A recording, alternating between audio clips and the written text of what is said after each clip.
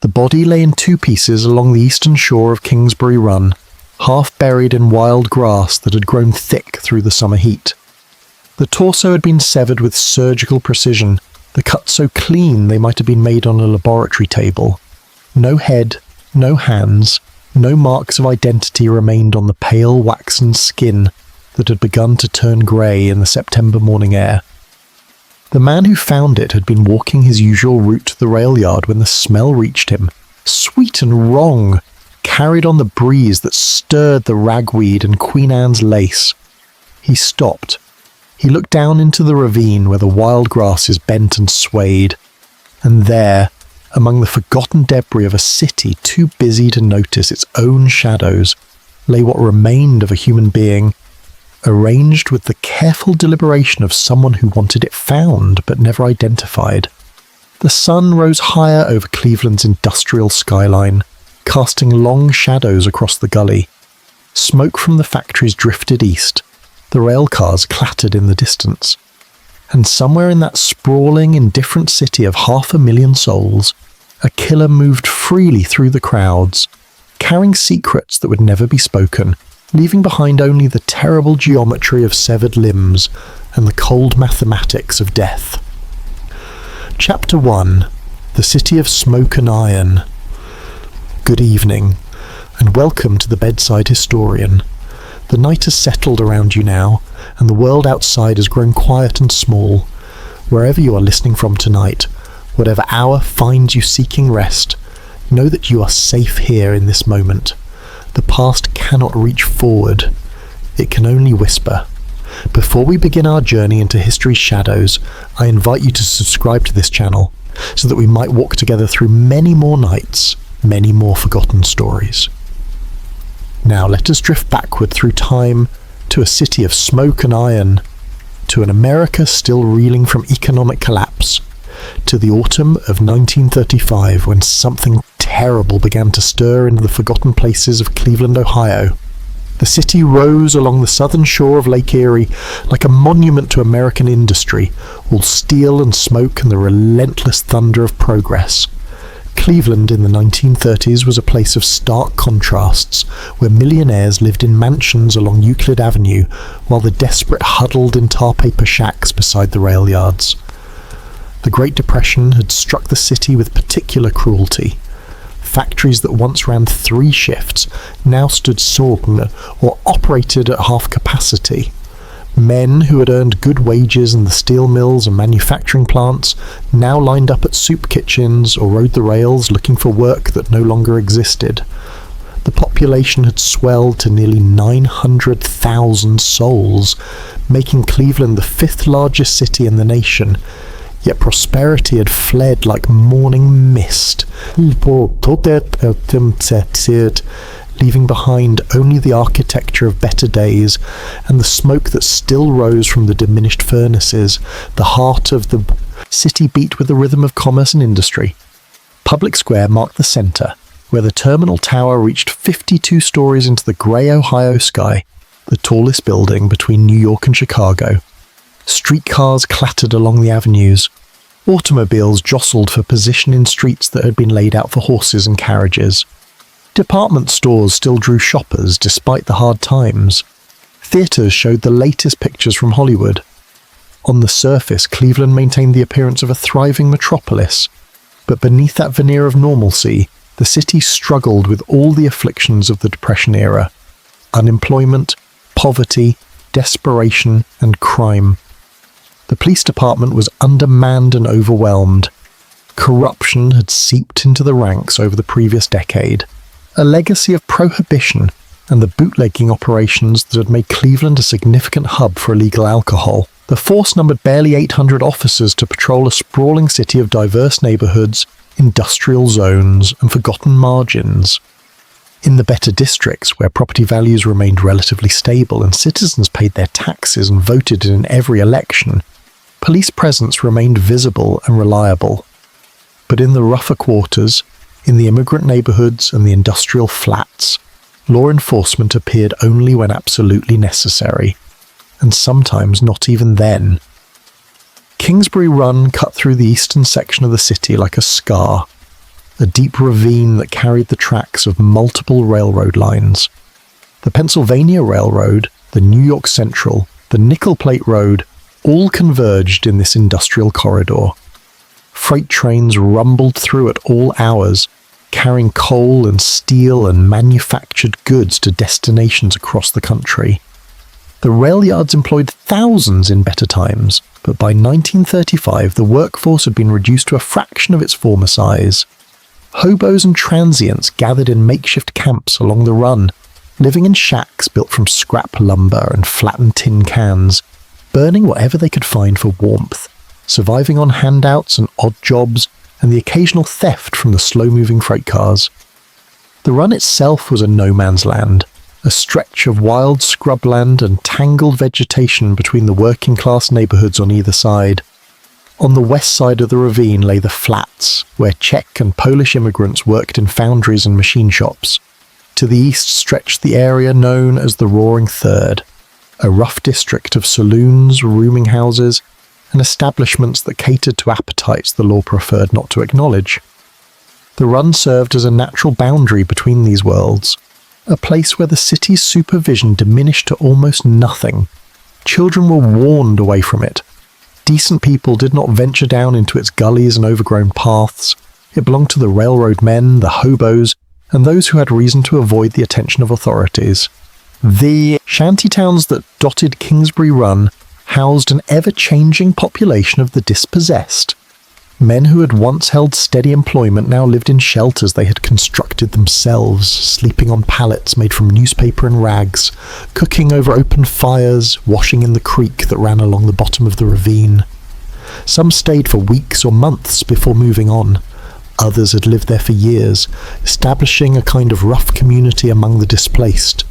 They were veterans of the Great War, farmers driven from their land, factory workers who could no longer find work, drifters and wanderers for whom the Depression had simply formalised a lifestyle they had always known. The police occasionally raided these camps, but the inhabitants would simply scatter and return once the authorities had departed. There was nowhere else for them to go. This was the Cleveland into which the torso murderer would emerge. A city large enough to provide anonymity, but small enough that certain patterns could not help but be noticed. A city with forgotten spaces where terrible things could be done in relative privacy. A city with a transient population that could disappear without anyone filing a missing person report. A city where the police were stretched thin and the newspapers were hungry for stories that might distract their readers from the grinding misery of economic hardship. Cleveland in 1935 stood poised on the edge of infamy, though no one yet knew it. The factories still smoked, the train still ran, life continued with the dogged persistence that characterized the American spirit even in the darkest times. The weather that September was typical for northern Ohio. The summer heat had broken, but autumn had not yet arrived with its cold winds off the lake. The days remained warm, the nights merely cool. The trees that grew wild along Kingsbury Run had not yet begun to turn. The grass stood tall and thick, dried brown by the summer sun. It was good weather for walking, for riding the rails, for the outdoor life that the shantytown dwellers had been forced to adopt. It was also good weather for a body to be found before it decomposed beyond recognition, though recognition would prove impossible anyway, given the methodical removal of all identifying features. The city government had recently elected a new mayor, Harold Burton, a Republican who promised reform and better management of the city's dwindling resources. The police department remained under the control of political appointees more concerned with patronage than professional law enforcement. There was talk of bringing in someone from outside to clean up the corruption and modernise the force, but such talk had circulated before without result. Cleveland, like many American cities in that era, had grown accustomed to a certain level of graft and incompetence in its municipal operations. The ordinary citizens paid their taxes when they could, avoided trouble when possible, and expected little from their government beyond the most basic services. No one could have predicted what was coming. There had been murders before, certainly. Cleveland had its share of violent crime, domestic disputes that turned fatal, robberies gone wrong, gang rivalries settled with bullets or knives. But nothing in the city's history had prepared its citizens or its authorities for what would begin that September, for the systematic dismemberment of human beings, for the cold precision with which lives would be taken and bodies disposed of, for the years of terror and frustration that would follow. The stage was set. The city waited, unknowing, and somewhere in its streets, or its institutions, or its forgotten margins, a killer prepared to begin a terrible work that would baffle investigators for decades to come and leave a permanent stain on Cleveland's history. Chapter 2. The First Discovery. The boys had been playing near the edge of Kingsbury Run on the afternoon of September 23rd, 1935, doing what boys of that age and circumstance did in those days, exploring the wild margins of their neighbourhood, throwing stones, looking for adventure in the overgrown gullies and forgotten spaces that adults warned them away from, but never adequately supervised. They were perhaps 12 or 13 years old, children of the working poor who lived in the frame houses that lined the streets above the ravine. School had recently resumed after the summer break, but this was a Saturday, and the September sun hung warm in the clear sky, and the city seemed to sprawl endlessly around them, full of possibilities for boys with active imaginations and no money for more organised entertainment. They found the body at the base of a slope known locally as Jackass Hill, a steep embankment that descended from East 49th Street down into the run itself. The hill had earned its name from the difficulty of climbing it, from the way the loose soil and scattered stone made the ascent treacherous. Wild grass and weeds covered the slope. A few stunted trees grew at odd angles, their roots exposed where the soil had eroded. It was not a place where people went deliberately, but rather a shortcut, a passage between the neighbourhood above and the railyard below, used occasionally by those who had reason to avoid the proper streets. One of the boys saw it first, a pale shape among the brown grass, something that did not belong to the natural landscape. He stopped. He called to his companion. They approached slowly, with the caution that comes from knowing that interesting discoveries in such places are often unpleasant ones. Perhaps they expected a dead dog, or the carcass of some animal that had wandered down from the neighbourhoods above and met misfortune in the ravine. What they found instead was human, unmistakably human, despite the mutilations, despite the absence of head and limbs, despite the waxy pallor of flesh that had been dead for some time but not long enough to lose its essential form. The torso lay on its back, arms severed at the shoulders, legs removed at the hips. The cuts were clean, almost surgical in their precision. The abdomen had been opened and the internal organs removed with care. The skin showed no signs of the tearing and ripping that would accompany a frenzied attack. This had been done methodically by someone who knew the structure of the human body, who understood where to cut and how to separate flesh from bone with minimal damage to either. The body appeared to have been drained of blood before or during the dismemberment, for very little blood marked the grass around it, far less than would have accompanied such extensive cutting if the heart had still been pumping.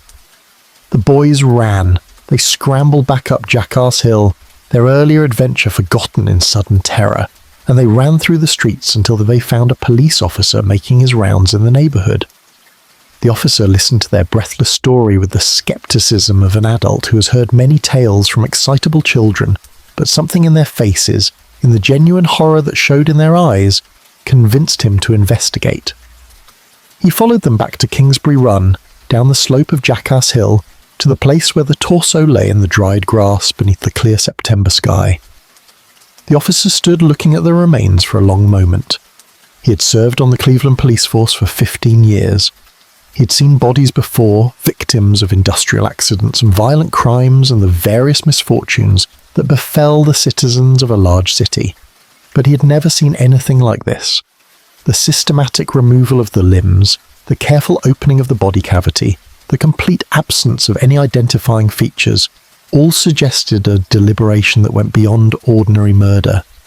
This was not a crime of passion or a robbery gone wrong. This was something else entirely, something for which his experience had not prepared him. He sent the boys away, instructing them to go home and speak to no one about what they had found. He climbed back up to street level and found a call box and telephoned the detective bureau. Then he returned to stand guard over the body, waiting for the investigators to arrive, watching the sun move gradually westward while the trains rumbled through the yards below, and the city continued its oblivious routines all around the ravine. The detectives arrived within the hour, 3 men in dark suits who picked their way down Jackass Hill with considerable difficulty, cursing the terrain and the inconvenience of a crime scene in such an inaccessible location.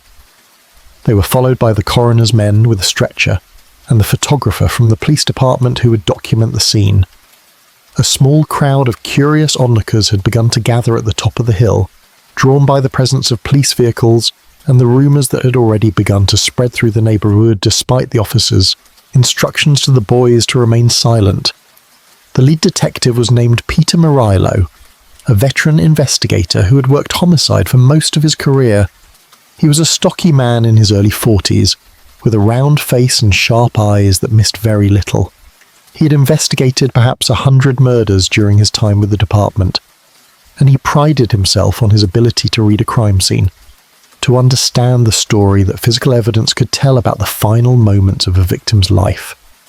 He stood looking down at the torso, noting the precision of the cuts, the absence of defensive wounds, the careful arrangement of the body. This was his first encounter with the work of the killer, who would dominate his life for the next several years, though he did not yet know it. The examination of the scene yielded little useful evidence. No murder weapon was found nearby, no clothing or personal effects that might identify the victim, no footprints in the dry grass that might indicate where the killer had approached or departed. The body itself was in an advanced state of rigor mortis, suggesting death had occurred at least 24 hours earlier, possibly longer. The dismemberment appeared to have been performed after death, as there were no vital reactions in the tissues around the cuts. The victim had been killed somewhere else and the torso brought to this location for disposal, probably under cover of darkness when the run was at its most deserted. The search of the surrounding area began immediately. Officers spread out along the ravine, looking for the missing parts of the body, for any evidence that might have been discarded or overlooked by the killer. They searched for hours as the afternoon wore into evening, combing through the tall grass and the weeds, peering into the culverts and drainage pipes that dotted the run, checking the shantytown camps where the hobos watched with wary suspicion. They found nothing that first day. The head, the arms, the legs, the organs all remained missing. It was as if the killer had taken them as trophies, or disposed of them in some manner so thorough that they would never be recovered. The coroner performed his preliminary examination at the scene before the body was removed. He estimated the victim had been a male, approximately 40 years of age, of the medium build, with no obvious identifying marks or scars on the remaining torso. Cause of death could not be determined without the head and neck, but the absence of trauma to the chest and abdomen suggested the victim might have been killed by decapitation, or possibly by some method that left no mark on the torso itself. The precision of the dismemberment suggested someone with anatomical knowledge, possibly a surgeon or a butcher, or someone with military medical training. The coroner promised a full autopsy once the body was transported to the morgue, though he held out little hope of determining identity without the head or hands. The body was finally removed as darkness fell over Kingsbury Run. The stretcher-bearers struggled back up Jackass Hill with their burden, loading the remains into the coroner's wagon, while the crowd at the top of the hill pressed forward for a better view, and the police pushed them back with growing irritation. The crime scene was secured, though there was little point in maintaining a guard overnight. Whatever evidence had existed was already gone, carried away by the killer, or lost in the vastness of the ravine. Detective Merillo stood at the top of the hill, looking down into the darkness that had swallowed the run, thinking about the precision of those cuts, about the cold calculation required to reduce a human being to an anonymous collection of parts. Somewhere in Cleveland, he knew, a killer was moving freely, and the body they had found that day would almost certainly not be the last. Chapter 3. The pattern emerges. Winter passed and spring arrived, and for a time it seemed that the dismembered torso found on Jackass Hill might prove to be an isolated incident, a singular horror that would be filed away in the unsolved cases and gradually forgotten. The investigation continued in a desultory fashion. Detective Merillo checked missing person reports, interviewed residents of the shantytown camps, consulted with medical professionals about who might possess the skills required for such precise dismemberment. But without an identification of the victim, without witnesses or physical evidence, the case went nowhere. The newspapers had given it brief attention, but the story faded as newer tragedies and scandals demanded headlines. Cleveland had more immediate concerns in the spring of 1936 than a single unidentified murder victim from the previous autumn. The second discovery came on January 26, 1936, in an empty lot behind the Hart Manufacturing Company on East 20th Street, several miles west of Kingsbury Run, but still within the industrial zone that ringed the centre of the city. A woman passing by on her way to work noticed what appeared to be bundles wrapped in burlap and newspaper, half buried in the snow that had fallen the previous night. Something about the bundles disturbed her. Perhaps their shape or the dark stains that had seeped through the wrappings. She summoned a police officer. The bundles proved to contain human remains, neatly sectioned and wrapped, the parts of what would eventually be determined to be two separate victims. The first victim was a woman, her body dismembered in the same methodical fashion as the torso found in September. The head had been severed from the neck with a clean cut that showed no hesitation marks. The arms were removed at the shoulders, the legs at the hips. The internal organs had been extracted.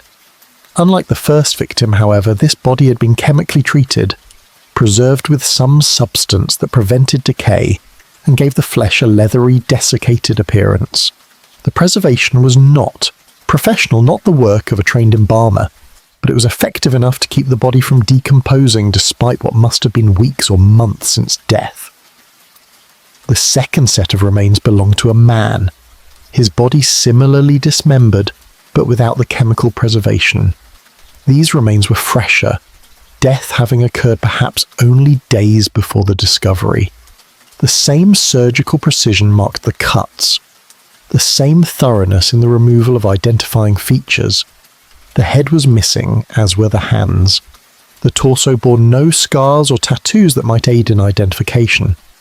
Both victims had been reduced to anonymous meat, their identities as thoroughly erased as their lives. The connection to the September murder was immediately apparent to Detective Merillo. 3 victims now, 3 sets of remains showing the same methodical dismemberment, the same careful removal of anything that might lead to identification. This was not coincidence. This was the work of a single individual, someone who was killing with regularity and disposing of the bodies in a manner designed to frustrate investigation. The realization brought no satisfaction, only a growing dread at the implications. If the killer had struck 3 times already, there was no reason to believe he would stop, and if the police could not even identify the victims, how could they hope to identify the killer? The investigation intensified. More detectives were assigned to the case. The shantytown camps along Kingsbury Run were raided, their inhabitants questioned and their makeshift shelters searched. The theory developed that the killer must be operating from somewhere near the run, using the cover of the railyards and the transient population to hunt for victims who would not be missed. The hobos and unemployed men who lived in the camps became the focuses of police attention, both as potential suspects and potential victims. Many were arrested on vagrancy charges and held for questioning. Some were beaten in the interrogation rooms. None provided any useful information. The inhabitants of the shanty towns knew how to keep their mouths shut, and even those who might have been willing to cooperate had nothing to tell. They had seen nothing, heard nothing, knew nothing of who might be taking their companions one by one. The newspapers seized upon the story with renewed enthusiasm. The Cleveland press began calling the unknown killer the torso murderer, a name that captured the public imagination and would stick throughout the investigation and beyond. Headlines screamed about the mysterious dismemberer stalking the city's margins. Editorials demanded action from the police department. The mayor faced questions at every public appearance about what was being done to catch the killer. The pressure mounted on the investigators, but pressure alone could not produce results when there were no leads to follow, no witnesses to interview, no physical evidence that pointed to any particular suspect. spring turned to summer, and the bodies continued to appear. On June 5, 1936, two young boys playing near Kingsbury Run found a head wrapped in ragged trousers, hidden beneath a bridge that carried East 55th Street over the ravine. The head belonged to a young man, his features still recognizable despite decomposition. This was the first time the killer had left a head where it could be found, and the discovery raised hopes that identification might finally be possible. The head was photographed and the images circulated to police departments throughout Ohio and neighboring states. Dental records were checked, missing person reports were reviewed with renewed attention. But no match was found. The young man remained as anonymous as all the other victims, just another nameless soul who had vanished into the killer's hands and emerged as pieces scattered across the industrial landscape of Cleveland. 3 weeks later, on June 26th, the rest of the young man's body was discovered in the woods near Big Creek in Brooklyn, a western suburb of Cleveland. The remains had been there for some time, partially consumed by animals and insects, but the dismemberment pattern was unmistakable. Once again, the cuts were clean and precise. Once again, the body had been carefully sectioned, as if by someone performing an anatomy lesson rather than committing murder. The location was different from the previous discoveries, suggesting the killer had access to transportation and was willing to travel some distance to dispose of his victims' remains. 2 more bodies surfaced that summer, both found in Kingsbury Run within weeks of each other. One was discovered on July the 22nd, a headless torso floating in a stagnant pool of water that had collected in a low spot near the Pennsylvania Railroad tracks. The other turned up on September 10th, reduced to skeletal remains that had been scattered by animals, but still showing the telltale signs of methodical dismemberment. With each discovery, the pattern became clearer, and the prospects for solving the case dimmer. The killer was operating with complete impunity, striking when and where he chose, disposing of bodies in locations that suggested intimate knowledge of the city's forgotten places. He left no witnesses, no useful evidence, no mistakes that the investigators could exploit. Detective Merillo worked the case obsessively.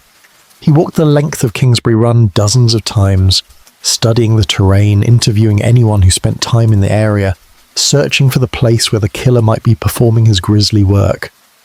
He consulted with doctors and medical examiners, trying to understand what kind of person would possess the anatomical knowledge and the tools required for such precise dismemberment. He studied maps of the city, marking the locations where bodies had been found, looking for patterns that might reveal the killer's home territory or hunting grounds. He neglected his other duties and his health and his family, becoming increasingly consumed by the case that seemed to mock all his efforts. The public grew frightened. Women were warned not to walk alone after dark, parents kept their children away from Kingsbury Run and the other marginal areas where the bodies had been appearing. The shantytown dwellers became even more wary, sleeping in groups and keeping watch through the nights, knowing that they were the most vulnerable, the one most likely to be taken because their disappearances would raise no alarm. The city that had seemed large and anonymous now felt dangerous in a new way, haunted by the knowledge that somewhere among its population of nearly 1 million people, a killer moved freely, selecting victims according to some unknowable criteria, reducing human beings to anatomical specimens with the cold efficiency of a butcher processing meat. As autumn arrived again and the anniversary of the first discovery approached, Cleveland counted at least 7 victims, possibly more if the fragmentary remains that had turned up in various locations belonged to separate individuals. 7 people dead, their lives erased as thoroughly as their identities. 7 unsolved murders with no suspects, no motives, no hope of resolution. And the killer, whoever he was, showed no signs of stopping. The pattern had emerged with terrible clarity. The murders would continue until the killer was caught or until he chose to stop of his own accord.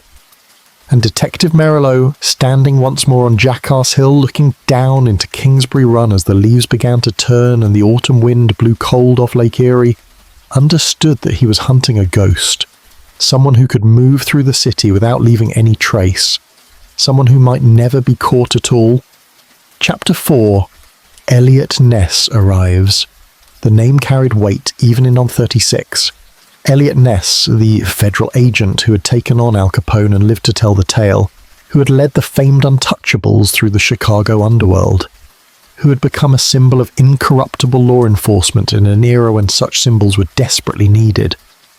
He was 33 years old when he arrived in Cleveland to assume the position of safety director, a position that gave him authority over the police and fire departments and made him responsible for the security of the entire city. The newspapers celebrated his appointment. The reform-minded citizens who had grown disgusted with the corruption and inefficiency of the police department saw in him a saviour figure who would clean house and restore professional standards. Even those officers who resented the imposition of an outsider, who grumbled about his youth and his federal background and his reputation for uncompromising standards, recognized that Ness represented a new era for Cleveland law enforcement. He was a striking figure, tall and lean with sharp features and eyes that seemed to miss nothing. He dressed impeccably in tailored suits that spoke of success and sophistication. He moved with the confidence of a man who had faced down gangsters and emerged victorious. He spoke in measured tones about reform and a modernization and the need to restore public trust in the police department. The newspapers printed photographs of him at his desk, studying reports, conferring with subordinates, projecting an image of focused intensity and professional competence. Cleveland had not seen anyone quite like him before in its municipal government, and the city responded with a mixture of hope and fascination. Ness set about his duties with characteristic energy. He began by tackling the corruption that had infected the police department during the Prohibition years. Officers who had grown accustomed to taking payoffs from bootleggers and gambling operations found themselves under investigation. Those who could not account for their lifestyles on a police salary were dismissed. New recruitment standards were implemented, with an emphasis on education and psychological fitness rather than political connections. The department's training protocols were overhauled, new equipment was purchased, the antiquated record-keeping systems were modernized. Within months, Ness had shaken the department from top to bottom, earning the gratitude of honest officers and the enmity of those who had prospered under the old regime. But there was one problem that resisted all his reforms, one case that seemed to mock his reputation for getting results. The Torso murders continued despite his arrival, despite the increased attention and resources devoted to the investigation.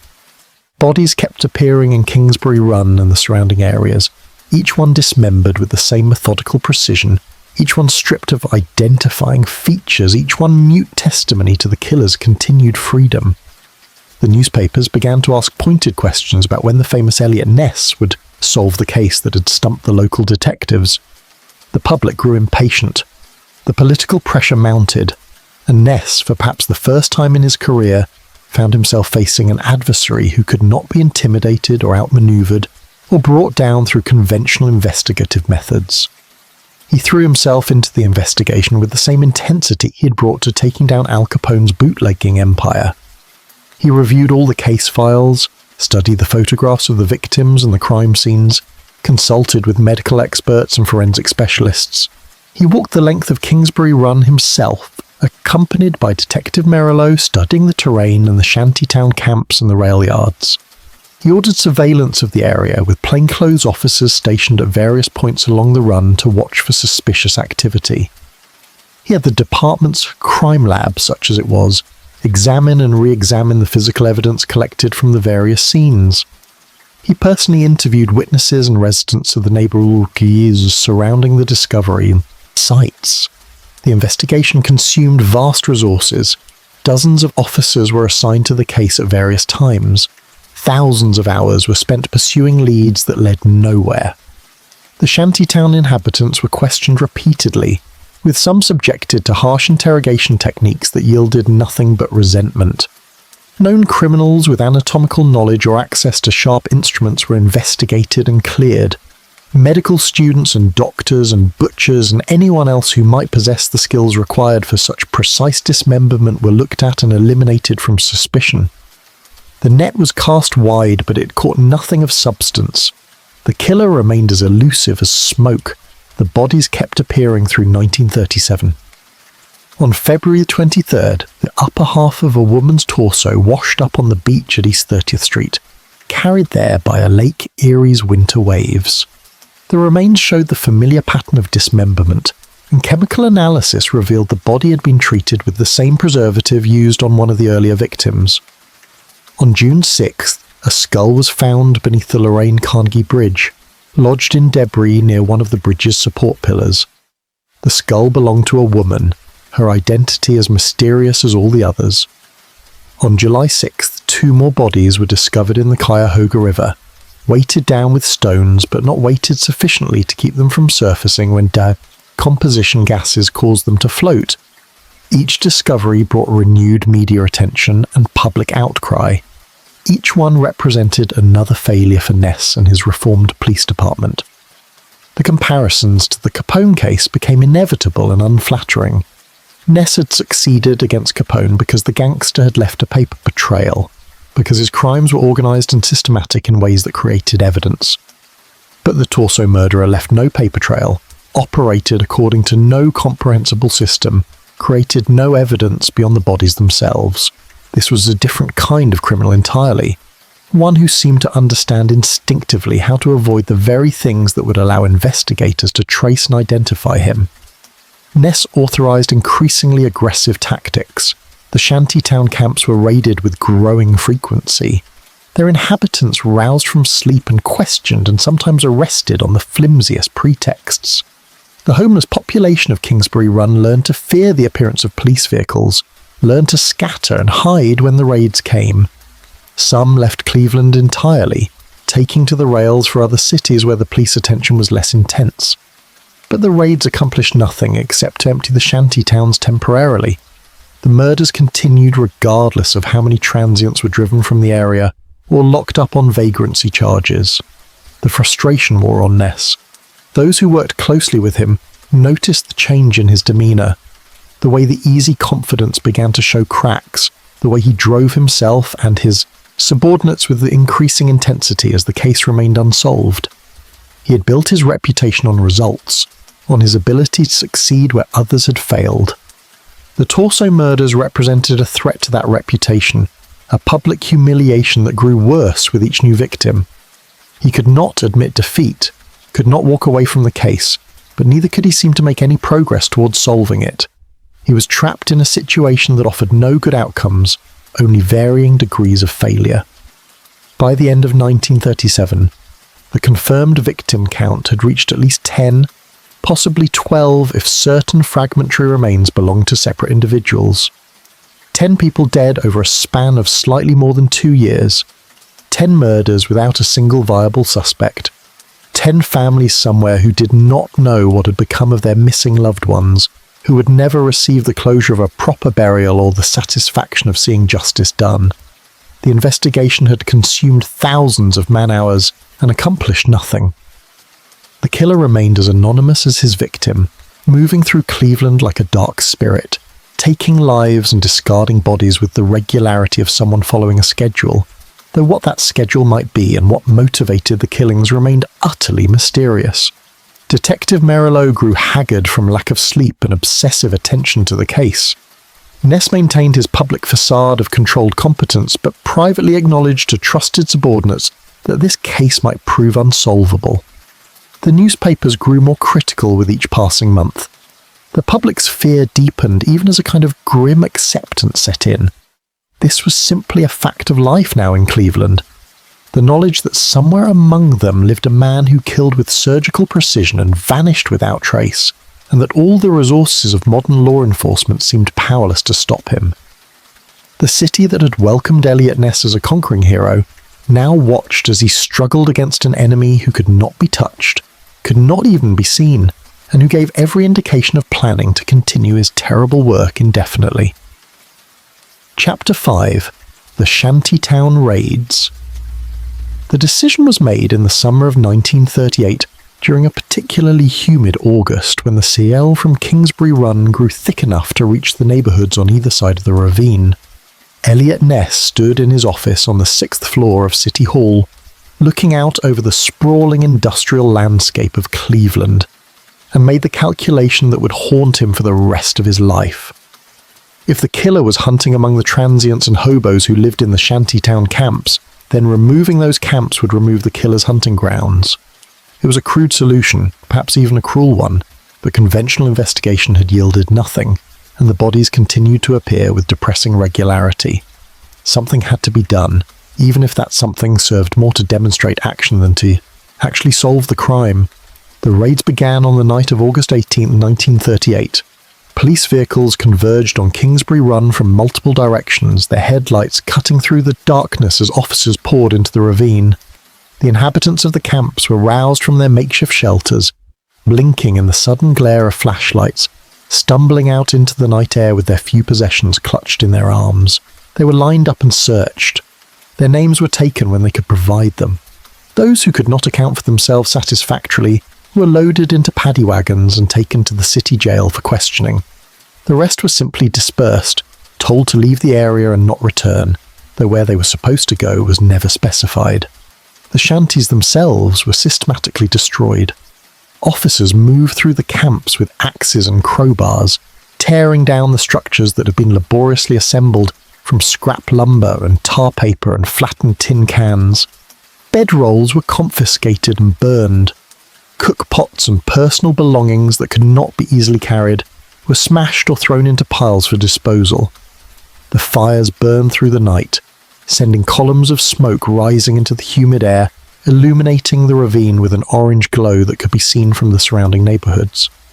By dawn, the camps had been reduced to scattered debris and ashes. The inhabitants had vanished into the city or onto the trains heading west, carrying with them only what they could pack in a single bundle. The operation was repeated over the following nights at other shantytown locations throughout the city. The camp beneath the Superior Viaduct was cleared.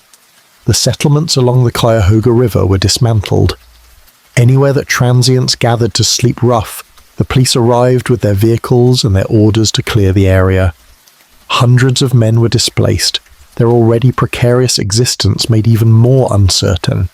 Some found temporary shelter in the city's missions and charity houses, though these were already overcrowded with the unemployed and desperate. Others simply moved to new locations, setting up camps in even more remote areas where police attention was less likely. A few left Cleveland entirely, taking to the rails for Chicago or Detroit or points further west. The newspapers provided extensive coverage of the raids, with photographs of the burning camps and the displaced inhabitants. The Cleveland Press ran supportive editorials praising Ness for taking decisive action against the torso murderer.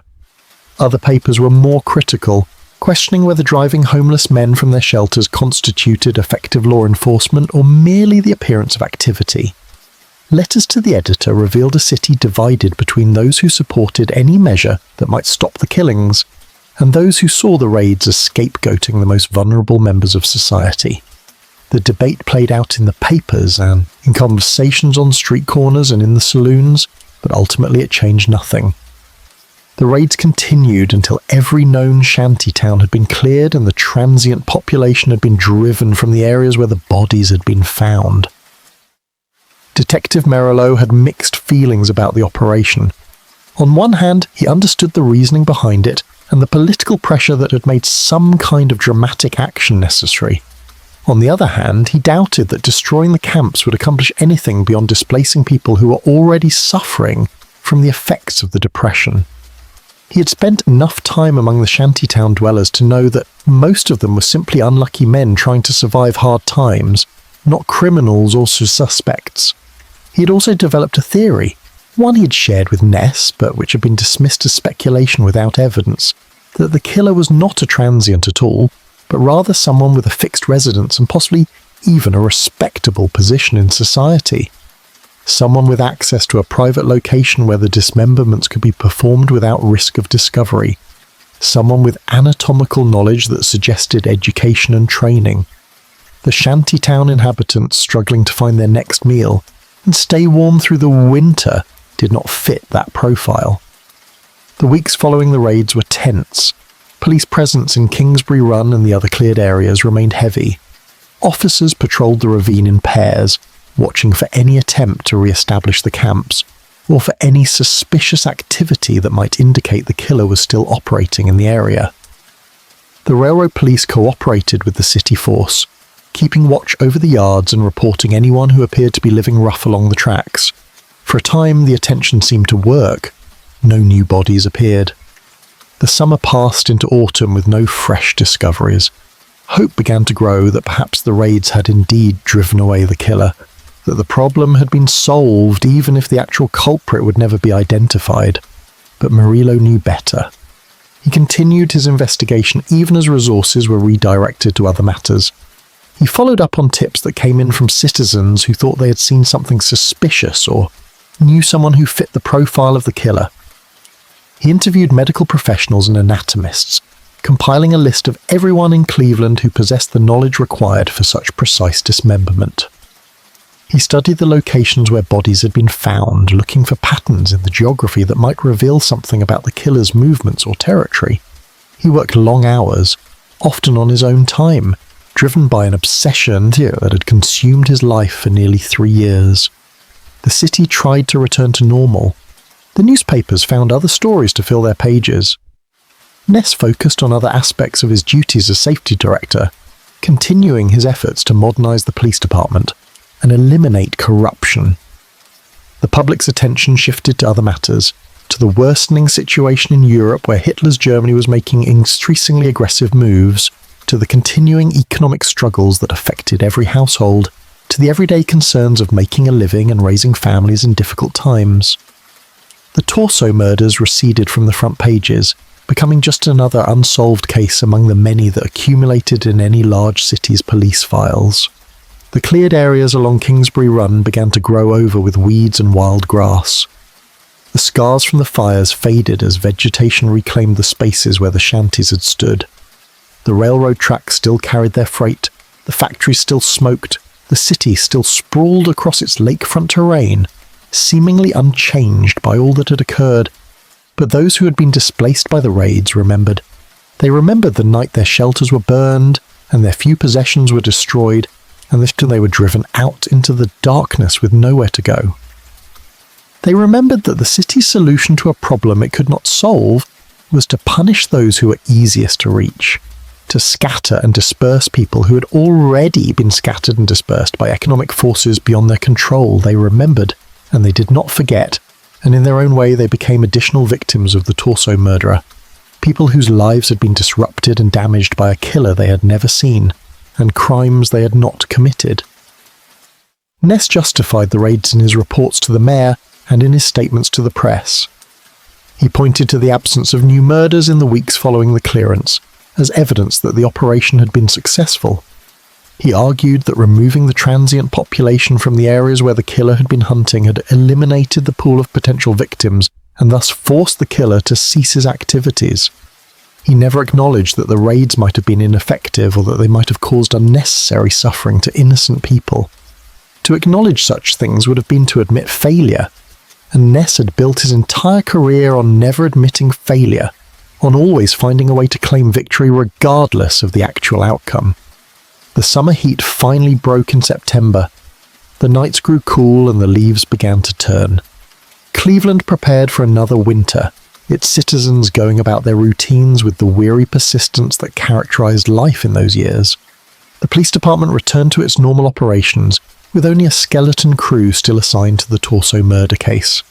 Detective Murillo continued his solitary investigation, but even he had to acknowledge that the trail had gone cold, that whatever chance there had been of solving the case had likely passed, that the killer had either stopped or moved on to some other city where his terrible work would begin again.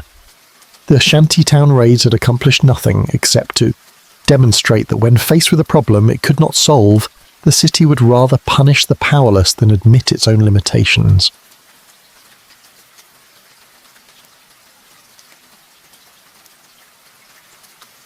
Chapter 6. The Medical Mind. The conference room at Cleveland City Hospital held 12 men on a cold morning in October 1938. Detective Murillo had arranged the meeting, calling together surgeons, anatomists, and medical examiners to discuss the technical aspects of the dismemberments in hopes that their expertise might narrow the field of potential suspects. The photographs lay spread across the long table, black and white images that documented with clinical precision the work of the killer. The doctors examined them with professional detachment, picking up one image and then another, studying the cuts and the separation of joints, noting the absence of hesitation marks and the clean edges that indicated sharp instruments wielded with confidence and knowledge. Dr. Arthur Pierce spoke first. He was the chief medical examiner for Cuyahoga County, a man in his late 50s who had performed thousands of autopsies during his career and had seen virtually every manner of death that could befall a human being. He pointed to one of the photographs showing a severed neck, his finger tracing the line of the cut. The decapitation had been performed with a single stroke, he explained, passing between the third and fourth cervical vertebrae, severing the spinal cord cleanly without nicking the bone. This was not luck. This required knowledge of anatomy, an understanding of where the vertebrae were weakest and where to place the blade to achieve separation with minimal effort. A butcher might possess such knowledge from years of practice, but the precision suggested something more. Formal training, perhaps, or extensive experience with human anatomy specifically rather than animal carcasses. The discussion moved to the removal of the limbs. Dr. Samuel Gerber, who would later succeed Pierce as medical examiner, noted that the shoulders and hips had been disarticulated rather than sawed through. The killer had separated the joints, cutting through the ligaments and tendons that held the bones together, working the blade between the ball and socket until the limb came free. This too required knowledge, an understanding of how joints were constructed and how they could be taken apart. A surgeon would know this from training and practice. An anatomist would know it from dissection of cadavers. A medical student might have learned it during coursework, but the average person, even one accustomed to cutting meat for a living, would likely not possess this level of understanding. The instruments themselves became a subject of intense speculation. The cuts were too clean and uniform to have been made with a common kitchen knife or hunting blade. The doctors agreed that the killer likely used specialized instruments, possibly surgical scalpels for the precision work and a heavier knife, or cleaver for cutting through the heavier muscles and tendons. One surgeon suggested a post-mortem knife of the type used by medical examiners during autopsies, noting that such instruments were designed specifically for cutting human tissue and would leave exactly the kind of marks visible in the photographs. But post-mortem knives were not commonly available outside of medical and academic institutions, which suggested the killer had access to such places or had acquired the instruments through means that were difficult to trace. The question of where the dismemberments had been performed occupied the second hour of the meeting. All the doctors agreed that the work could not have been done in the open air or in a makeshift shelter. The precision required concentration and good lighting and a stable working surface. The complete drainage of blood from most of the bodies suggested the victims had been suspended or positioned in a way that allowed gravity to assist in the process. The removal and disposal of internal organs indicated the killer had facilities for handling biological material, possibly running water and drainage. One anatomist suggested the killer might be working in a basement or outbuilding, somewhere private where he could take his time without fear of interruption. The psychological profile that emerged from the medical discussion was disturbing in its implications. The killer was clearly comfortable around death and the handling of dead bodies. He did not experience the revulsion that most people would feel when cutting into human flesh. He approached the dismemberments with what appeared to be clinical detachment, treating the bodies as objects to be processed rather than as people who had once lived and breathed. This suggested either profound psychological detachment or extensive desensitization through repeated exposure to death and dissection. Medical professionals who worked regularly with corpses developed such detachment as a necessary coping mechanism, but so too did individuals with certain psychological disorders who simply did not experience normal emotional responses to suffering and death. Detective Merillo took notes throughout the meeting, filling page after page with observations and suggestions from the assembled experts. When the formal discussion concluded, he asked the question that had brought him there in the first place. Given everything they had discussed about the killer's knowledge and skills, how many people in Cleveland might fit this profile?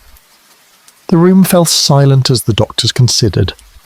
Dr. Pierce finally ventured an estimate. Perhaps 200 individuals in the greater Cleveland area possessed the anatomical knowledge and technical skills required for such dismemberments. This included surgeons, medical examiners, anatomists, pathologists, medical students in their advanced years, morticians with embalming training, and possibly some veterinarians and butchers with extensive experience. 200 suspects was still an impossibly large number to investigate thoroughly, but it was smaller than the entire adult population of Cleveland. Merylo left the meeting with renewed determination. He would compile a list of everyone who fit the profile, cross-referencing medical directories with hospital records and university enrollment lists. He would investigate each one, looking for signs of psychological disturbance, unusual behaviour, unexplained absences during the times when the murders were believed to have occurred.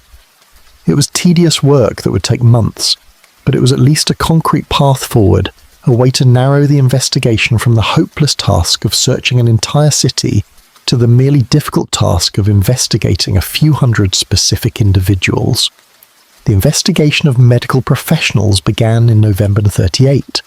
Officers visited hospitals and medical schools, examining employment records and interviewing supervisors about staff members who might display unusual behaviour.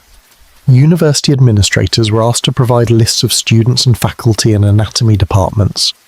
Funeral homes were contacted for information about their embalmers. The medical society cooperated reluctantly, protective of their members' reputations but unable to refuse assistance in a murder investigation of such magnitude. Slowly, painstakingly, the list was compiled and the background investigations began. Most of the individuals on the list were quickly eliminated from suspicion. They had solid alibis for the times when the murders were believed to have occurred.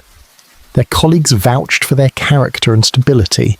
Their personal lives, while sometimes unconventional, showed no signs of the profound disturbance that would accompany serial murder. The investigation cleared dozens of names, then scores, working methodically through the roster of suspects. But there were always more names to check, more backgrounds to investigate, more alibis to verify. The work consumed weeks and then months, with Merylo driving himself and the handful of officers assigned to assist him, following every lead no matter how tenuous. One name that appeared on the list was Dr. Francis Edward Sweeney, a physician who had once maintained a practice in Cleveland but whose career had deteriorated due to alcoholism and personal troubles. He was related by marriage to one of Cleveland's prominent political figures, a connection that would later complicate the investigation. Sweeney had medical training, knowledge of anatomy, access to instruments. He also had a history of erratic behaviour and had been known to frequent the area around Kingsbury Run. But in the autumn of 1938, he was simply one name among many, not yet singled out as the primary suspect he would later become. The investigation noted him and moved on to other names, other possibilities, unaware that it had perhaps already touched on the truth, but lacked the evidence to recognise it. The medical investigation, for all its thoroughness, ultimately produced no definitive results. The killer, if he was among those investigated, hid behind a facade of normalcy that the police could not penetrate. Or perhaps he was not on the list at all, his knowledge gained through some unconventional means that the doctors had not considered. His skills developed through practice on animals or cadavers obtained through means that left no official record. The investigation continued into 1939, but by then the murders had stopped and attention had begun to shift to other matters. The list of medical suspects remained in the files, a testament to the exhaustive efforts that had been made and the frustrating lack of results those efforts had produced.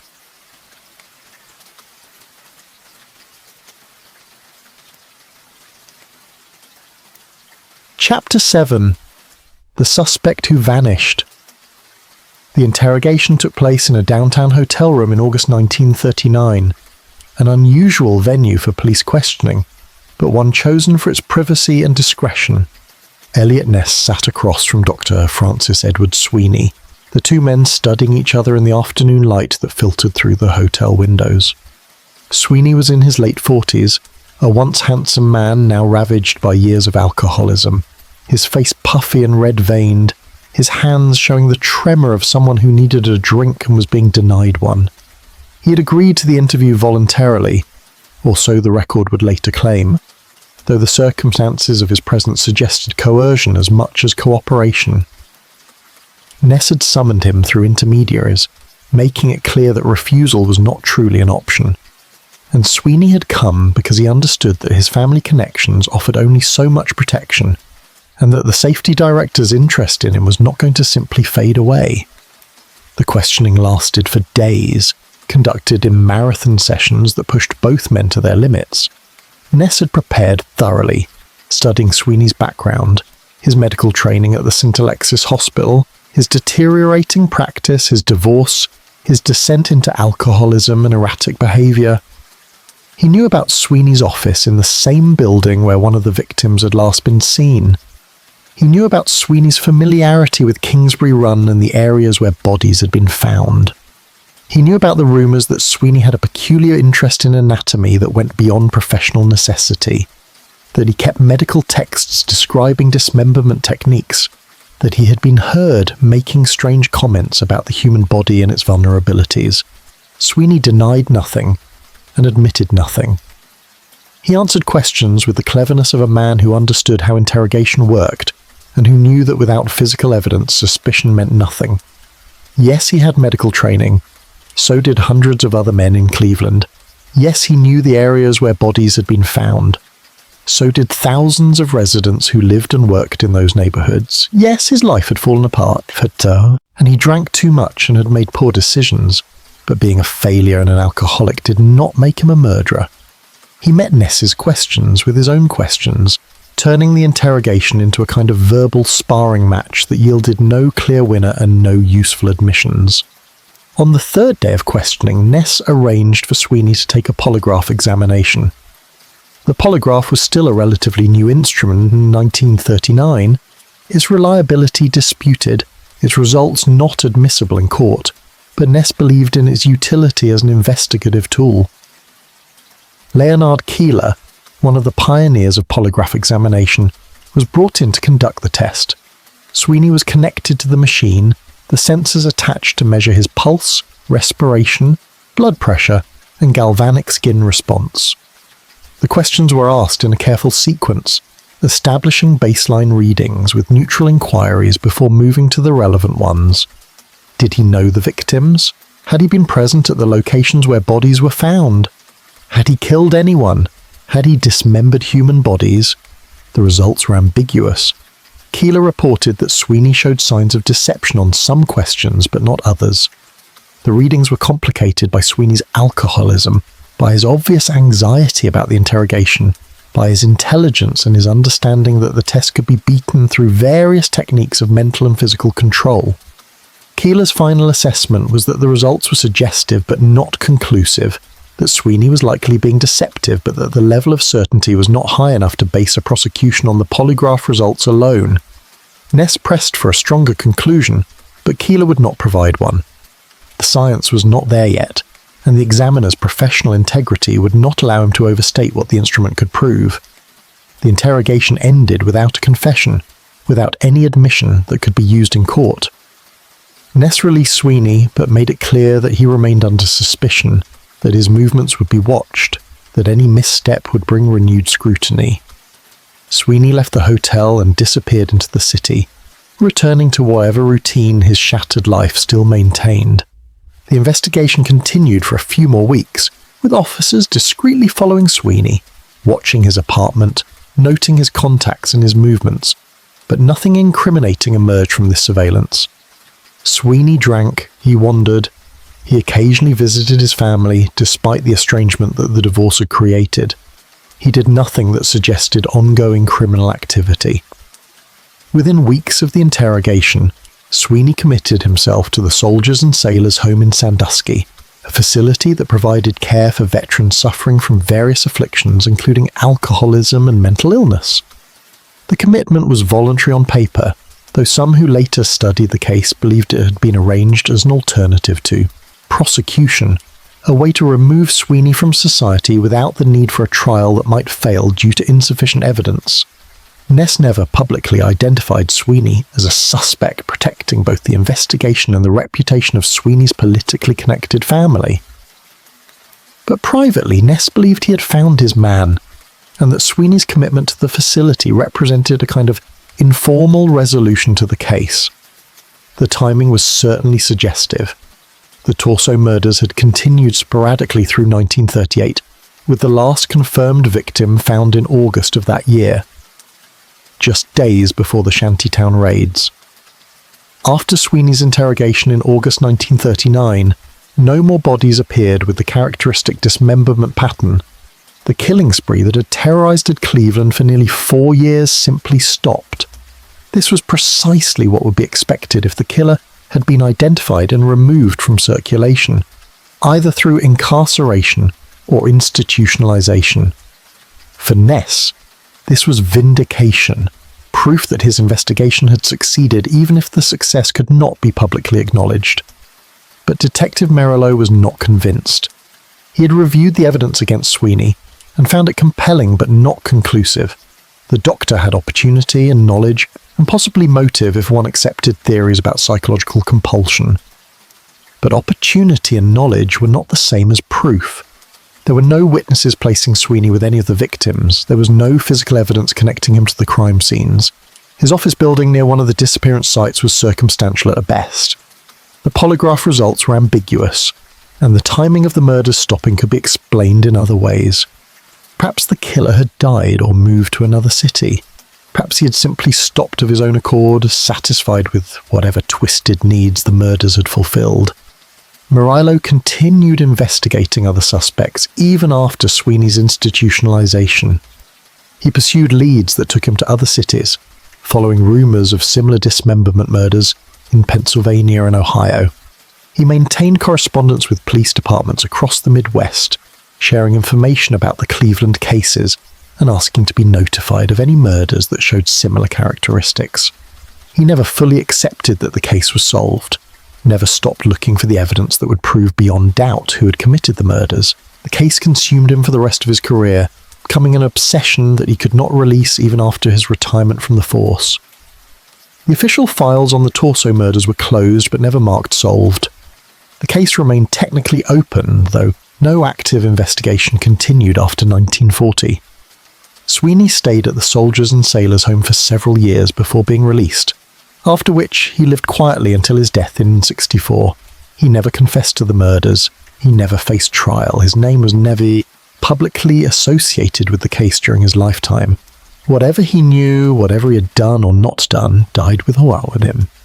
Ness went on to other achievements and other failures, but he never publicly discussed the torso murders or his theory about Sweeney's guilt. The secret, if it was a secret, remained locked away in confidential files and private conversations among those who had been closest to the investigation. The suspect who might have been the killer vanished into institutionalization and then into obscurity, leaving behind only questions that would never be satisfactorily answered. The victims, at least 10 and possibly as many as 20 depending on how one counted fragmentary remains, stayed unidentified in most cases, buried in unmarked graves or potter's fields, their families never knowing what had become of them. The city moved on, as cities always do, leaving the unsolved murders as a dark chapter in its history, a reminder that even the most intensive investigations and the most famous investigators could fail when confronted with a sufficiently careful and intelligent criminal mind. Chapter 8.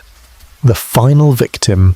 The summer of 1938 had been oppressive, the kind of heat that settles over the Great Lakes region and refuses to lift, turning the city into a furnace where the smoke from the factories hung low and thick in the motionless air. August arrived with no relief, the temperatures climbing into the 90s day after day, the humidity making every breath feel heavy and wet. The shantytown raids had scattered the transient population but had not eliminated it entirely. Men still rode the rails through Cleveland, still sought shelter in the forgotten corners of the industrial landscape, still moved through the shadows of a city that had grown too large and too troubled to notice all of its inhabitants. The body was found on August 16, 1938, at the East 9th Street Lakeshore dump, a sprawling waste ground where the city disposed of refuse that was eventually pushed into Lake Erie to create new land. The dump occupied several acres between the railyards and the lake, a desolate expanse of ash and garbage and broken machinery where gulls wheeled overhead and rats moved in packs through the debris. It was not a place where people went voluntarily, but the dump workers who arrived that morning to begin their shift noticed something among the refuse that did not belong to the usual categories of waste. The remains lay partially covered by ashes and debris, as if someone had made a half-hearted attempt at concealment before abandoning the effort. The torso had been severed at the neck and hips, the arms removed at the shoulders, the legs taken off at the thighs. The cuts showed the same surgical precision that had marked all the previous victims: clean separations at the joints, no hesitation marks, no evidence of struggle or defensive wounds. The skin had taken on the grey-white colour of death, but decomposition had not yet advanced, far suggesting the body had been placed at the dump within the previous day or two. Scavenging birds had found it before the workers did, which accounted for some of the additional damage to the exposed tissues. The police arrived within the hour. Detective Merillo stood looking down at the remains, feeling a mixture of resignation and renewed determination. Another victim, another set of severed limbs, another anonymous corpse that would likely never be identified. He had hoped, after months without a discovery, that perhaps the killer had stopped or moved on or been arrested for some other crime in another jurisdiction.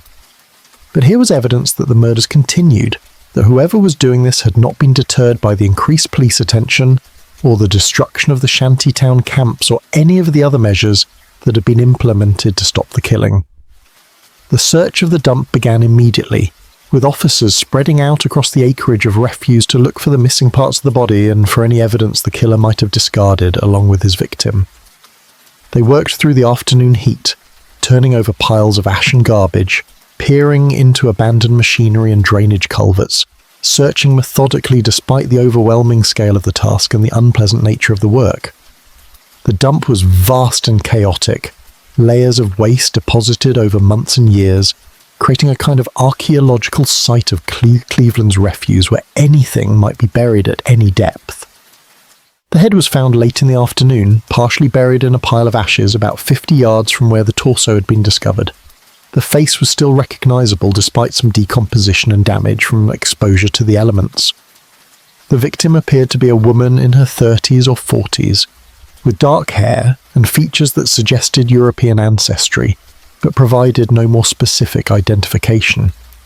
Her teeth were examined by a forensic odontologist in hopes that dental records might lead to an identity, but no match was found in the available files. She joined the growing list of unidentified victims, another face that would be photographed and circulated to police departments across the region in the fading hope that someone, somewhere, might recognise her. The other body parts were recovered over the following days as the search continued. The arms and legs had been scattered across different areas of the dump, suggesting the killer had thrown them from a vehicle as he drove through the facility, dispersing the remains to make discovery and reconstruction more difficult. The internal organs were never found, removed with the same thoroughness that had characterized the earlier murders. The cause of death could not be determined with certainty, though the medical examiner believed decapitation had likely killed her, the single stroke severing the spinal cord and the major blood vessels of the neck, bringing unconsciousness within seconds and death within minutes. The investigation followed the same patterns that had been established over the previous 3 years. Interviews with dump workers and anyone who might have seen vehicles entering or leaving the facility around the time the body was deposited.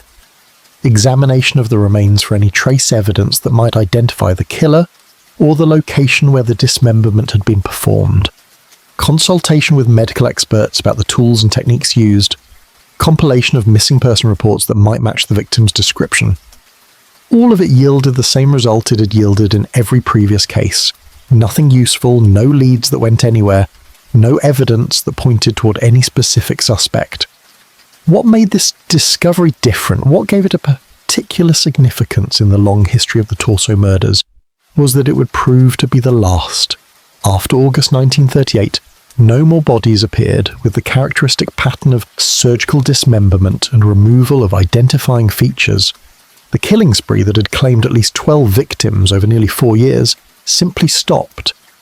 Whether this cessation was due to the killer's death, his departure from Cleveland, his arrest for some other crime, his voluntary decision to stop or his forced removal from society through the kind of informal intervention that Ness would later claim regarding Sweeney, remained unknown and unknowable.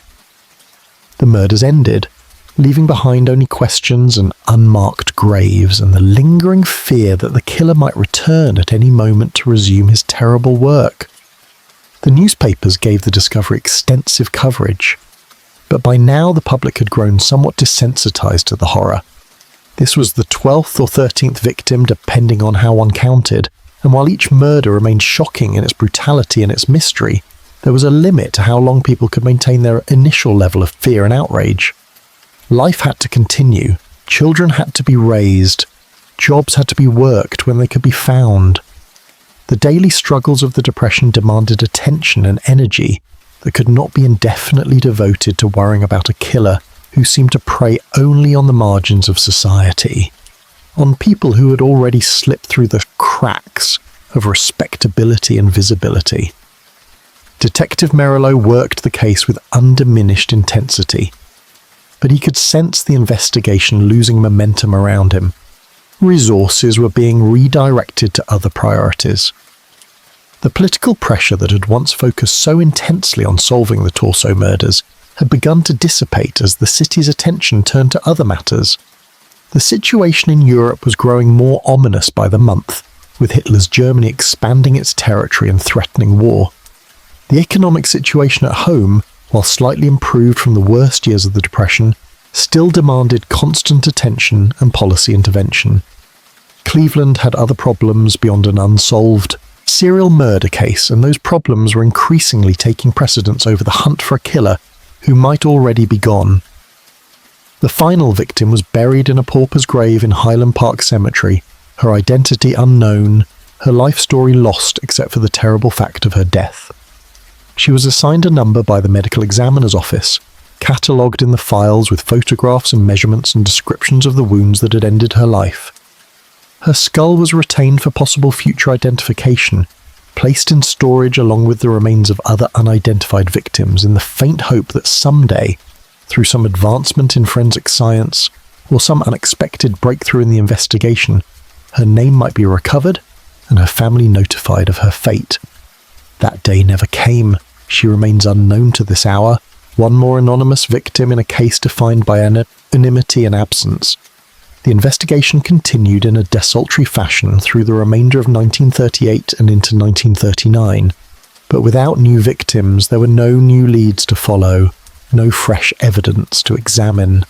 The case grew colder with each passing month. Officers who had been assigned to the investigation were transferred to other duties. The files accumulated dust in the police department's storage rooms. The public's memory of the Torso murders began to fade, replaced by more immediate concerns and newer tragedies. By the time World War II began in Europe in September 1939, the Cleveland Torso murders had already receded into history, an unsolved mystery that would occasionally be revisited in retrospective newspaper articles, but that had ceased to command the urgent attention it once received. The woman found at the East 9th Street Lakeshore dump in August in 1938 deserved better than to be remembered primarily as the final victim in a series of horrors. She had been a person once, with a name and a life and people who cared about her, even if those people never knew what became of her or never came forward to identify her remains. Her death marked the end of one of the most baffling criminal cases in American history, but it also marked the end of a human life, and that fact should not be lost in the larger narrative of police investigations and unsolved mysteries. She was the last, but she was also a person, and she died alone and afraid at the hands of someone whose identity would remain hidden behind decades of speculation and theory, and ultimately inconclusive evidence. Chapter 9. Theories in the Darkness. The decades that followed the last murder brought no resolution, only an accumulation of theories that multiplied like shadows in an empty room.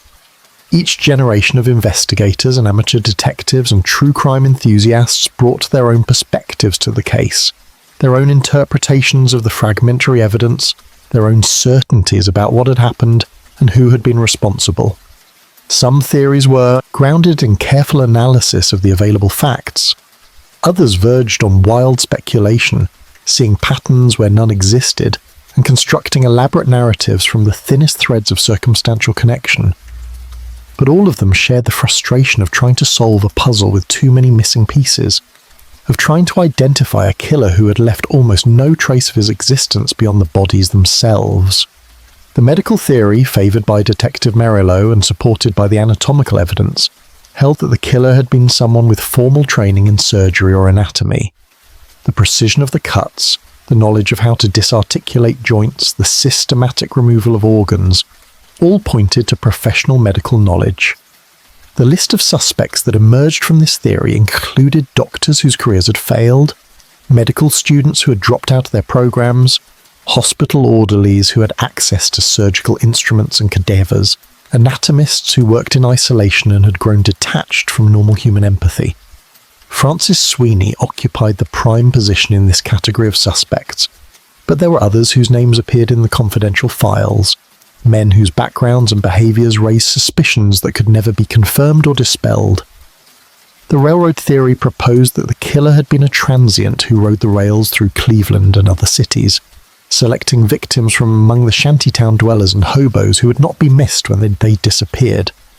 This theory explained the clustering of crime scenes near railroad lines and the difficulty in tracing victims' identities. It also suggested why the murders stopped when they would, the killer perhaps moving on to other cities or dying in some accident along the tracks. Investigators found some support for this theory in reports of similar dismemberment murders in other rail hubs during the same period, though the connections were never strong enough to prove that a single killer was responsible for crimes across multiple jurisdictions. A variant of the railroad theory focused on railroad workers rather than transients. Several investigators believed the killer might have been employed by one of the railroad companies, someone with legitimate access to the areas where bodies were found, someone whose presence near the crime scenes would not have attracted attention. Railroad yards employed hundreds of men in various capacities, from engineers and conductors to maintenance workers and security guards. Many of these men worked night shifts, moving through the industrial landscape during the hours when the murders and body disposals likely occurred. Some had medical training from military service or emergency response duties. The theory was plausible but impossible to prove without a specific suspect, and the railroad companies had been reluctant to cooperate fully with investigations that might cast suspicion on their employees. The butcher theory emerged from the observation that someone accustomed to cutting up animal carcasses would possess many of the same skills required for human dismemberment.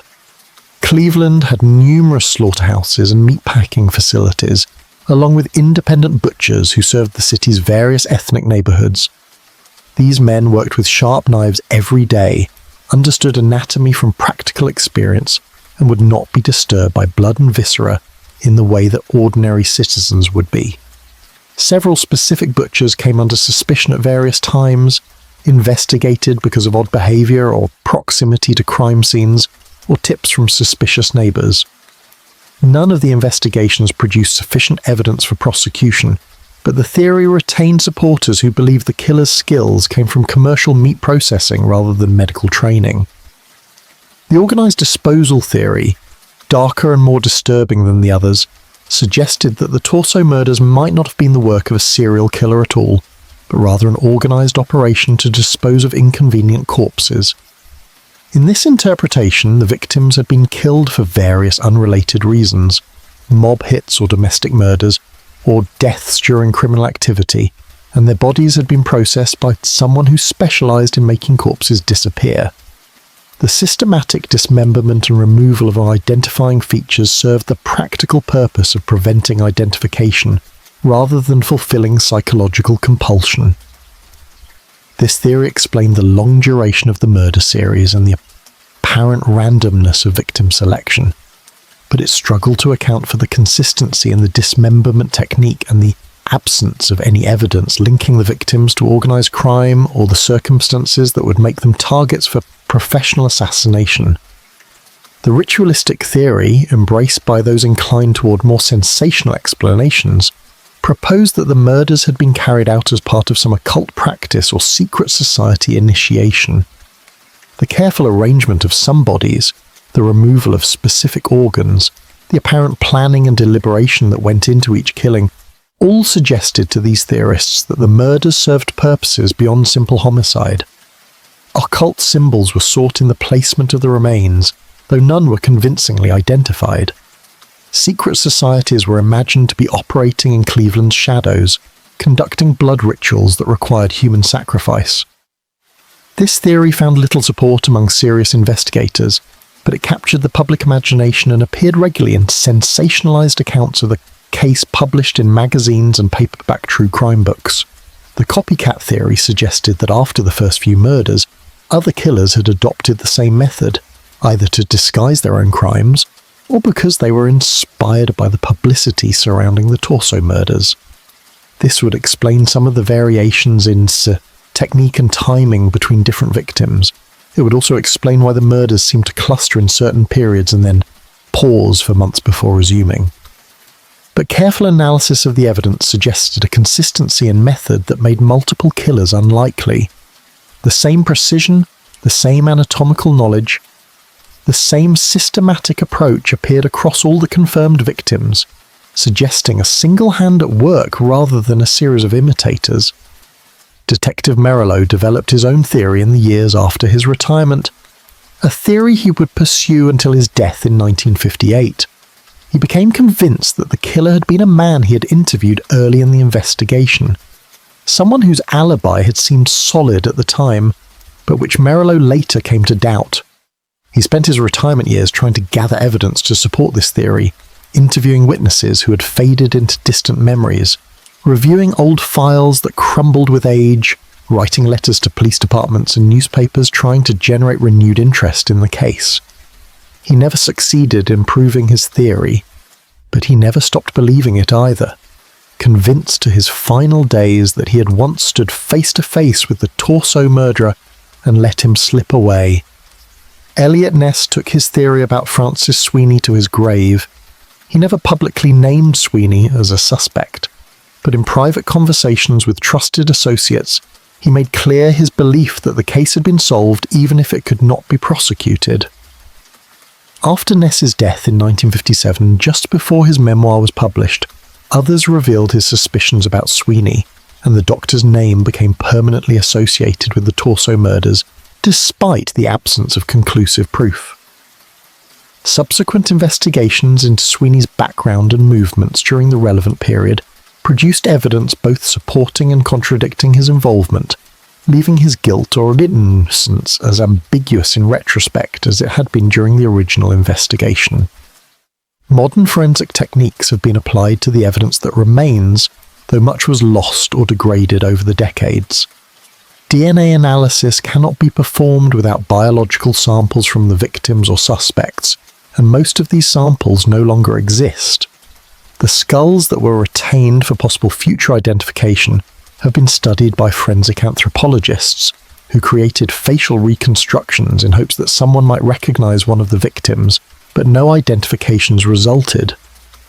Geographic profiling, a technique that analyzes crime scene locations to predict where an offender might live or work, has been applied to the Cleveland cases and has suggested areas of the city where the killer likely had some connection. But this information comes too late to be of practical use in identifying suspects who died decades ago.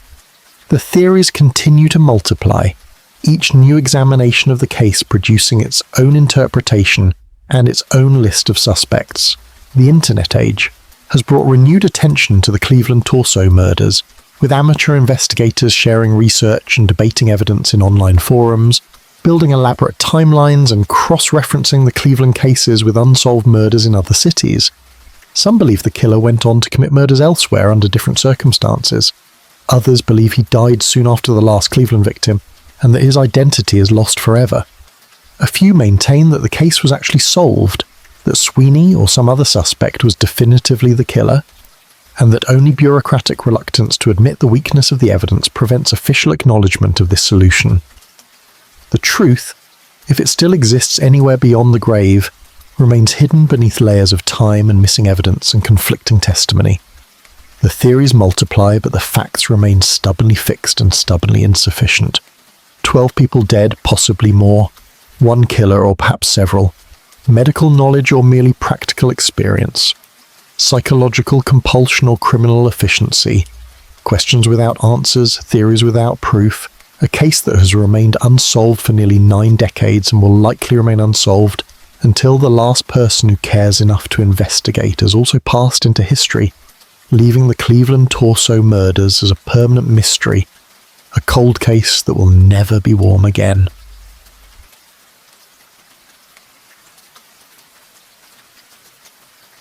Chapter 10. The Silence That Remains.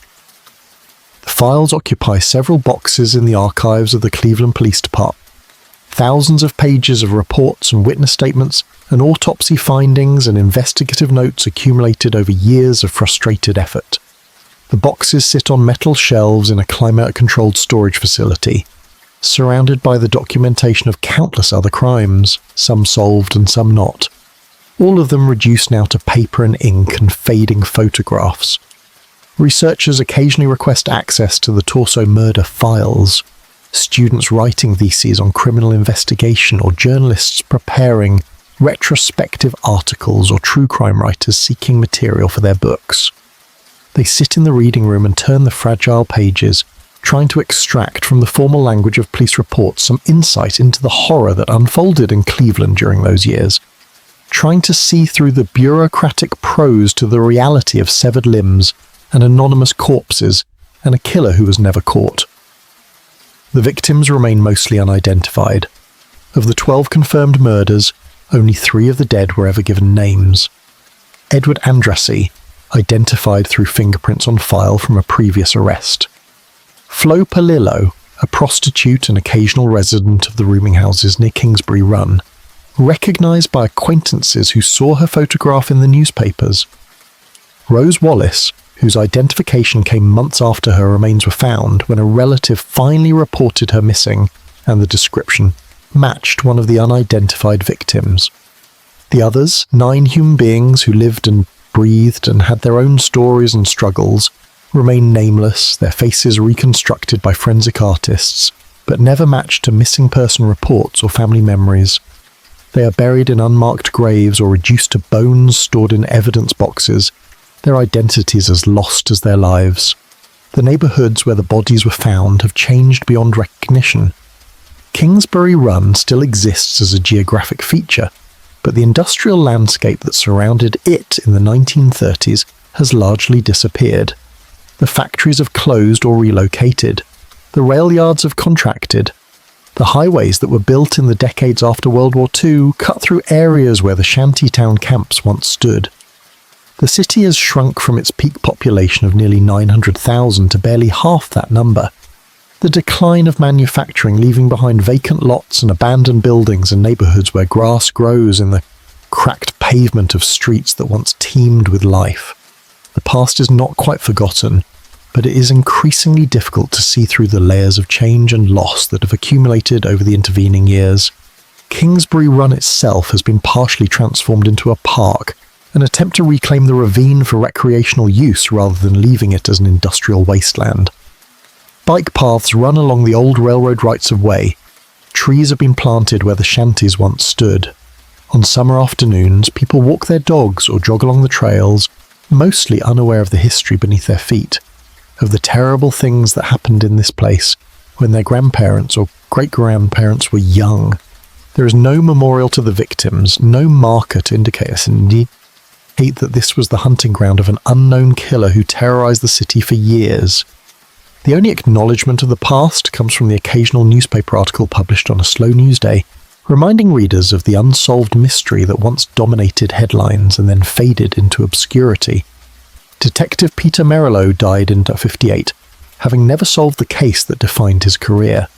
He spent his final years in frustration, watching as the investigation grew cold and the public memory faded, and the likelihood of resolution diminished to nothing. His personal files on the case, accumulated over decades of obsessive attention, were donated to the police department after his death and were subsequently lost or misfiled, adding to the irony of a case defined by missing evidence and vanished clues. His conviction that he had once interviewed the killer remained unshaken to the end, but he could never prove it. could never overcome the absence of physical evidence that might have validated his suspicions and brought the investigation to a successful conclusion. Eliot Ness died a year before Merillo, in 1957, his reputation in decline from business failures and personal trouble that followed his departure from Cleveland. His memoir, The Untouchables, was published posthumously and became a bestseller, eventually inspiring a television series and a feature film that cemented his image as an incorruptible crime fighter. But the memoir focused on his Chicago years and his battles with Al Capone, mentioning the Cleveland torso murders only briefly, if at all. His private certainty that he had identified the killer in Francis Sweeney was not included in the published account, and the case that had frustrated him so thoroughly remained publicly unsolved despite his belief that he had brought it to a quiet conclusion through Sweeney's institutionalization. Francis Sweeney outlived both Ness and Merillo.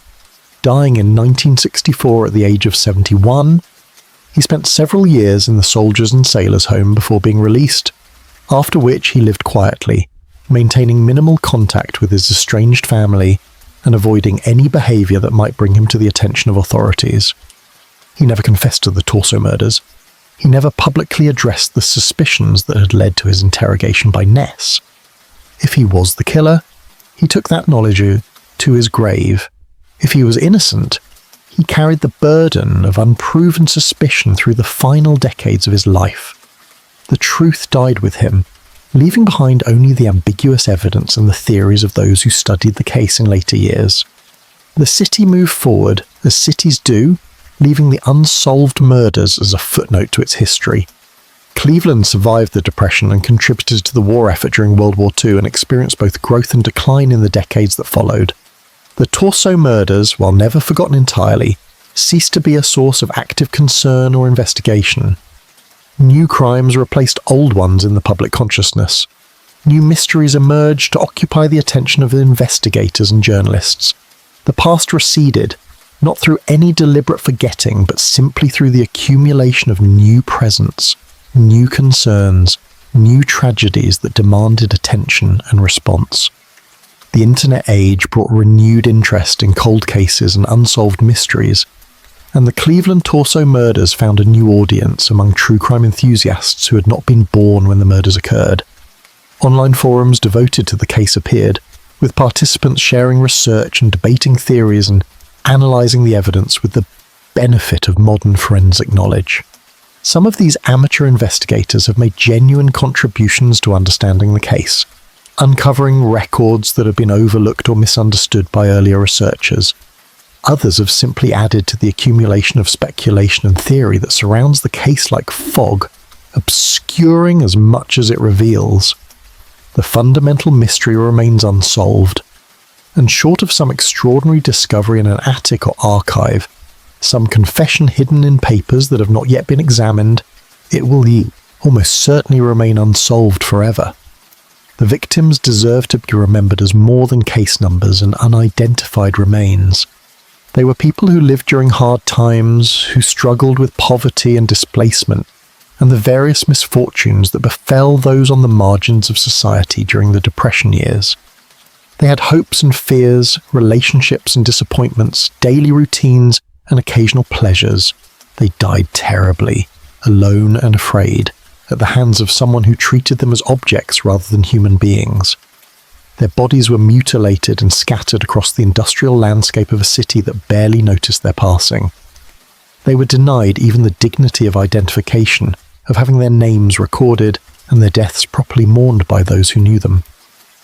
This final indignity, this erasure of identity, was perhaps the cruelest aspect of their fate, transforming them into mysteries rather than people, reducing their lives to the manner of their deaths. The silence that has settled over the case is not the silence of resolution, but the silence of abandonment.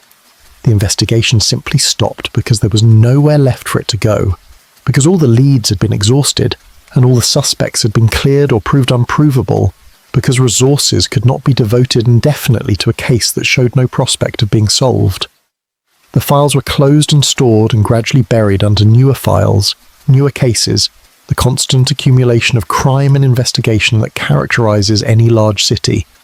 The victims were buried and their graves grew over with grass, and their faces faded from the memory of anyone who had known them in life. The killer, whoever he was, escaped all earthly justice, taking his secrets with him into death or obscurity, or whatever fate awaited him beyond the reach of the law. This is how some stories end, not with revelation but with silence, not with justice but with the simple cessation of violence and the gradual forgetting that comes with the passage of time.